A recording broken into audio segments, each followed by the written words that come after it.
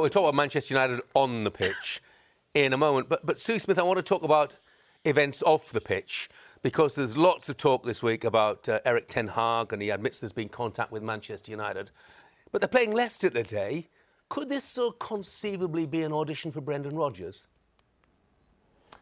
Oh, that's a tough question. And I think for Manchester United, that's the most important thing. They have to get the managerial appointment correct, because at the moment you've got a group of individual players that probably aren't playing to the levels that we expect them to play at.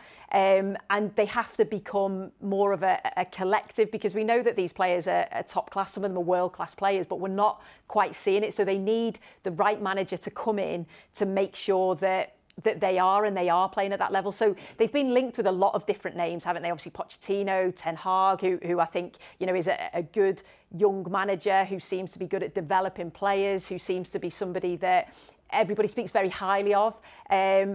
Exactly the same goes for Brendan Rodgers. He had a difficult season with Leicester this year because of the amount of injuries that they've had, injuries to key players, in particular defensively. So, of course, he's a top-quality manager that I'm sure those top teams would be looking at. So, yeah, there's a lot of options, I think, for Manchester United, but they just have to get it right.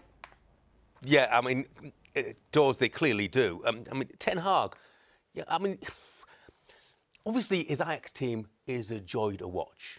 But they play in a two-team league. Yes. Would Manchester United not be better advised to take somebody who has proven that they can do it in the Premier League? I think that. But I'm not sitting on the board at Manchester United, and they're looking round trying to get things right. And when Ole Gunnar Solskjaer got sacked, they hadn't been doing the work before. So it's not a given. He's obviously been spoken to. I'm guessing Mauricio Pochettino will be spoken to. He's been. I'm a big fan of Brendan Rodgers. Look, Leicester haven't had the season they've had this year, but probably getting to a level where I believe that size of football club should be. They've overachieved for years, and Brendan Rodgers has done an incredible job, winning the FA Cup last year. Unbelievable. I could see him at Manchester United. I could personally. Whether that'll happen, I'm not too sure. Whether they're going to look overseas. Ten Hag is the man at the moment, but like you say, you go there, it's easy. The league is, you've got two teams you can play in the way. I actually know as young kids growing up, the way they pass the ball and play. It's different in the Premier League. And if he gets a job and he comes over and does it, like Pep Guardiola when he came to Manchester City, I thought what he did at Bayern, what he did at Barcelona, could he do it in the Premier League? I questioned it. On a cold winter's night, can his team go and play in the way they do, dominate possession? It's a Premier League, in my opinion, the best league in the world.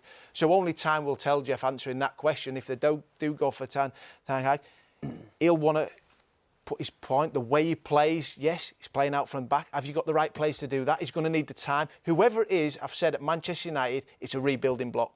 Players in, players out.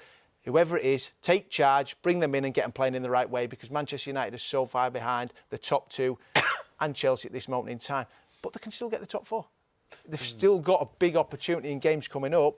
It's in there. I mean, look, you look at Leicester today. Leicester have got good form against Manchester United in recent years, and time will tell if Vardy's with the pace in behind how Manchester United are going to play.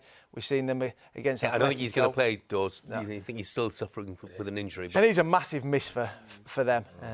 Manchester United, look, after going out against Atletico, beating Spurs, and I think it was down to Ronaldo, that I really do. If Ronaldo wasn't playing that day, Spurs win that game, in my opinion. I thought it was sensational, and just because of the goals, did he do a lot in the game? No, but he's a match winner. He can.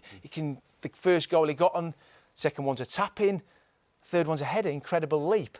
But Manchester are not where they need to be. It'd be interesting to see if he plays tonight, because apparently, reportedly, he wasn't at the team hotel with the squad on Friday night. Doesn't mean automatically that he won't play. But Merce, are you surprised that Manchester United give Bruno Fernandes what is essentially an extension to his current contract before they made a decision on a new manager?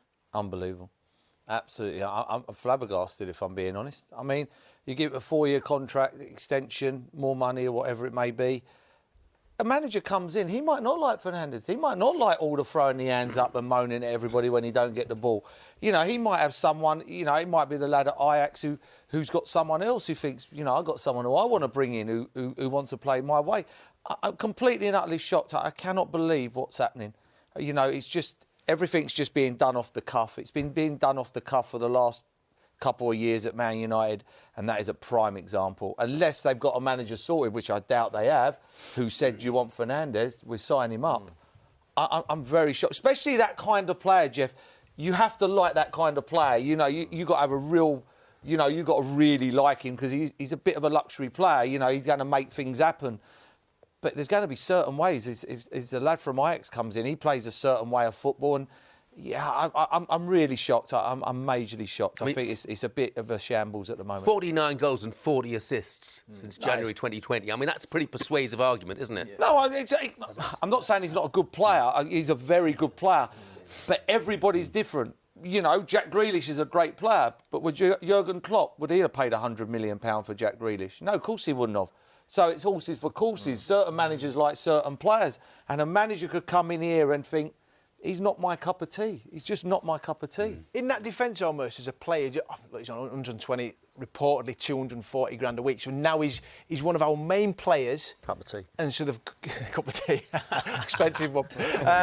So we've gone in, his agent's probably saying, look, he's one of your main players now. Why isn't he with one of your top earners? He's also probably gone in and said, Ronaldo's getting 400 grand a week. Why is my guy getting 50? So they've done it out of that, Merce. I'm not saying it's right, but what I'm saying is, as you know, agents, he's on that. Why is he not on that? When he's them records, I think he's third behind Salah and Kane with goals scored and involved in goal. Since he arrived, he's made the most chances of anybody in the Premier League. Yeah. So that's probably why they've done that. But not been as good this season. But without a manager, it's hard to do that. If Tim was the manager and he comes in next week, Tim might have someone else that he's seen in another country who's played and gone, I desperately want him. I want to build my team around him. He has to build his team around Fernandes now. Yeah. He has to. It's as simple as that. But it's a mess there, Merce. They haven't got a manager. They've got an interim manager. They've not got... Who's the head of recruitment? No one knows. They've got a sporting director who no one knows what he does.